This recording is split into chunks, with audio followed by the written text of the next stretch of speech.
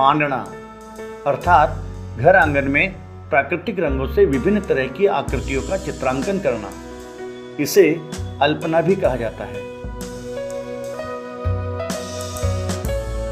यूं तो मांडने देश भर में विभिन्न रूपों में बनाए जाते हैं, पर राजस्थानी मांडने लोक कला की दृष्टि से विशेष महत्व रखते हैं।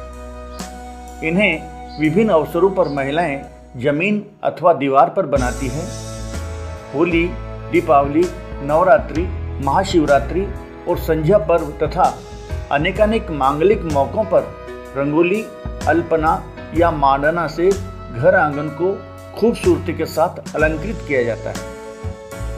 यह चित्रकला का ही एक रूप है। मांडने श्री और समृद्धि का प्रतीक माने जाते हैं। इनसे घर परिवार में मंगल रहता है। मांडने राजस्थानी महिलाओं की पारंपरिक कला दक्षता को भी उजागर करते हैं। ऐसी ही एक दक्ष मांडना कलाकार हैं भीलवाड़ा की श्रीमती विद्या देवी सोनी। इनकी उम्र तो है 65 साल, लेकिन ये बालपन में ही मांडने बनाने लग गई। अपने पिता शिल्प गुरु स्वर्गीय बद्रीलाल सोनी चित्रकार की प्रेरणा से इन्होंने मांडना कला को जीवन का अभिन्न अंग बना लिया। इनकी माता श्री स्वर्गीय श्रीमती सुमित्रा देवी ने भी काफी प्रेरित व प्रोत्साहित किया, जिसका प्रतिफल है कि आज वे एक प्रतिष्ठित एवं सिद्धहस्त मांडना कलाकार के रूप में अपनी विशेष पहचान बना चुकी है। तो आइए मिलते हैं हमारे कला और कलाकार कार्यक्रम में आज के मेहमान भीलवाड़ा की मांडना चित्रकार श्रीमती विद्या देवी सोनी से।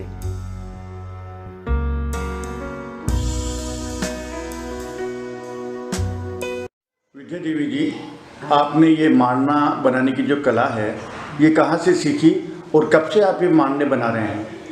ये मैंने मेरे मम्मी पापा से सीखी। मेरे पिताजी आर्टिस्ट थे, चित्रकार थे, और मेरी मम्मी भी शुरू से ही उसको भी बहुत चीज़ें बनाने का शौक़ था। फर्श पे लगातार मांडने वो बराबर मांडती थी। हर त्यौहार आता था तो वो फर्श नीपती थी, और फर्श को नीपने के बाद वो सूना नहीं रखती थी और उस पर फटाफट मांडना मांड देती थी। तो मैं बचपन से जब देखती थी तो वो मेरे को भी कहती थी कि ले ये रंग खड़ी ले और तू भी बना छोटे छोटे फूल। तो मैंने छोटे छोटे फूल बनाना सीखा, और सीखते सीखते जब मैंने उसकी वो जो आकृतियाँ देखी तो मेरे को मन में समा गई। तो मैंने धीरे धीरे बड़े बनाने शुरू किए। 10-11 साल की उम्र में मैंने बनाना सीख लिया था। उस बार मेरे को मेरे पिताजी ने बोला कि तुम इतना बढ़िया हाथ है, तू चाहे तो इनको कागज़ पे बना दे ताकि मैं तेरी एग्जीबिशन लगाऊंगा। तो उन्होंने मेरे को खादी कार्ड शीट लगे दी और उन्होंने कहा कि इसको नीप। तो मैंने गेरू से उसको नीपा और खड़िया छान के, खड़ी भिजो के, और फिर मैंने उस खड़ी से उस पर आकृतियाँ बनाई। तो उनको बहुत खुशी हुई कि इतने बढ़िया हाथ चलता है, इतना अच्छा मांड लेती है। तो उन्होंने कहा कि बहुत सारे नमूने तैयार कर, मैं तेरी एग्जीबिशन लगाऊंगा।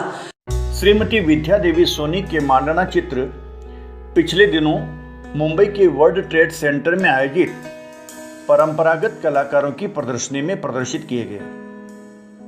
उन्हें इस अवसर पर रोशन कल्पसी अवार्ड प्रदान कर सम्मानित भी किया गया। जब हमने विद्या देवी से पूछा कि मांडने कहाँ बनाए जाते हैं, कैसे बनाए जाते हैं और कब कब बनाए जाते हैं, तो उन्होंने बताया, फर्श पे, दीवारों पे, हथरनी पे और बाहर जो चबूतरियाँ होती है उस पे बनाते हैं। सबसे पहले मरड़े और गोबर से फर्श को नीपा जाता है। चबूतरियों को, कच्चे मकान होते थे पहले तो नीपते थे, उसके बाद पीली और गोबर लेके उसको नीपते थे, और नीपने के बाद खड़ी जो खड़ी आती है उसका घोल बना के, उसके घोल से रुई का फुआ हाथ में लेके, पहले ब्रश वगैरह से नहीं बनाते थे, हाथ में रुई का या कपड़े का टुकड़ा लेके फिर उंगली के सहारे इसको लाइनिंग खींच के बनाया जाता था। और बनाने के बाद अलग अलग त्योहारों पे अलग अलग चीज़ बनती थी। बाहर हथरनी पे, चबूतरी पे छोटे छोटे मांडने बनते थे। घेवर है, मरका है, जैसे कि त्रिफूल है, इस तरह के हीड़ है, गाय के खुर है, ऐसे चबूतरियों पे बनते थे। और जब मकान के अंदर आते थे तो दहली में पगलिया मांडते थे, और पगलिया के बाद जब चौक में आते थे तो तरह तरह के चौक बनाए जाते थे, फूलों का चौक, साटो। और जैसे पूजा स्थान पे जाते थे, देवी देवताओं के स्थान पर, तो वहाँ पे साठियों का मांडना मानते थे, फूलों का चौक मानते थे वहाँ पर। और अलग अलग त्योहारों के हिसाब से, जैसे गणगौर पे शक्करपाली का चौक बन गया, कार्तिक महीने में सिंघाड़े का चौक बना दिया, कभी फूल का चौक बना दिया, कभी गर्मी की ऋतु के अंदर बीजनी का चौक बना दिया, नौ बीजनी बना दी, कभी क्या बना दिया। इस तरह से अलग अलग मांडने और अलग अलग आकृतियाँ बनती थी और अलग अलग त्योहारों के हिसाब से बनाए जाते थे। एक मांडना बनाने में, एक आकृति बनाने में आपको कितना टाइम लग जाता है? वो बड़ा बनाते हैं तो उसमें लग जाता है घंटा, आधा घंटा, और छोटा बड़ा बनाते हैं तो 5-25 मिनट में, 20-25 मिनट में तैयार हो जाता है, क्योंकि फर्श पे तो हो जाता है। आपके परिवार में ये मांडना बनाने की कला और भी कोई जानते हैं या आपने किसी को सिखाया है? नहीं, सिखाया है मैंने, आस पड़ोस की औरतों को, बच्चियों को सीखा है, उन्होंने भी, वो भी बना जानती है, और हमारे घर में भी बना जानती है, मेरी भाभियाँ हैं वो बना जानती है, मेरी बहुएँ हैं वो भी बना जानती है। तो पर इतना परफेक्ट कोई नहीं बना सकते हैं। इन मांडनों के विषय क्या होते हैं? जो मांडने बनाते हैं उनमें क्या दर्शाया जाता है? ये बावड़ी का पगलिया है, इसके अंदर ये बावड़ी का रूप बना हुआ है, ये जल भरा हुआ है, ये इसकी सिड्डियाँ हैं, ये इसके दोनों तरफ की जो पाटें होती है वो बावड़ी की पाट है। इसके अंदर छोटे छोटे जो होते हैं ताके होती है वो होते हैं, उससे है। इसका ऊपर का गुंबज है और उसके ऊपर भी ये मीनारें बनी हुई है छोटी छोटी चारों तरफ, और इसी के हिसाब से ये सब चढ़ने वाला गोल सिड्डी है सबसे पहले, और उसके बाद इसके दोनों तरफ जैसे दीवारों पर मांडने फूल पत्तियां बनती है, उसी प्रकार से 2 मिट्ठू बने हुए हैं कलात्मक। ये फूल पत्तियां चारों तरफ बनी हुई है और इसमें भी अनेकों तरह के फूल डिजाइनें अलग अलग रीति रिवाज के अनुसार बनी हुई है। ये चारों तरफ जल की संरक्षणा है, इसके अंदर ये जल बताया हुआ है जिसमें मछलियां तैर रही है। ये मांडना नवरात्रि पे बनाया जाता है। ये त्रिशूल है, मातेश्वरी माता जी के, देवी के रूप है। ये त्रिशूल बने हुए हैं चारों तरफ और नवरात्रि में बनाया जाता है, और ये पूजा के स्थान पे बनाया जाता है और इसको नवरात्रि का मांडना बोलते हैं। ये फूलों का थाल बनाया हुआ है।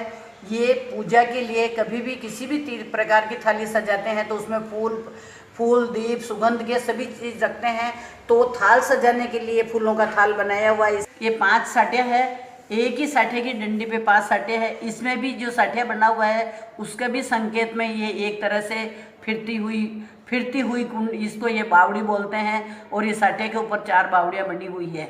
ये हीड़ है, ये मकान के दोनों दरवाजे पे मनाई जाती है बाहर, और इसको हीड़ बोलते हैं। ये दीपावली के दिनों में बनाते हैं। दिया का चौक बोलते हैं, ये फर्श पे बनाते हैं, दीपक रखने के काम, इसके ऊपर दीपक रखते हैं दीपावली के दिन। बाजोट का मांडना है, इसको बाजोट बोलते हैं, और ये बाजोट के ऊपर बनाया जाता है। हमने उनसे पूछा, आजकल मांडने बनाने की परंपरा खत्म सी हो रही है, ऐसे में इस सांस्कृतिक विरासत को बचाने के लिए आप महिलाओं व बालिकाओं को क्या संदेश देंगी? वे बोली, सीखना चाहिए, ये अपने देश की परंपरा है, ये अपने भारतीय संस्कृति है। हर बार त्योहार पे ये इसमें घर की मकान की सुंदरता बढ़ती है और मकान अच्छा लगता है। जब बाहर से कोई भी अतिथि मेहमान आता है तो उसको घर में घुसते ही पहले जब अच्छे मांडने के दिखते हैं तो उसका मन प्रफुल्लित होता है, खुश हो जाते हैं कि देखो घर कितना सुहावना लग रहा है।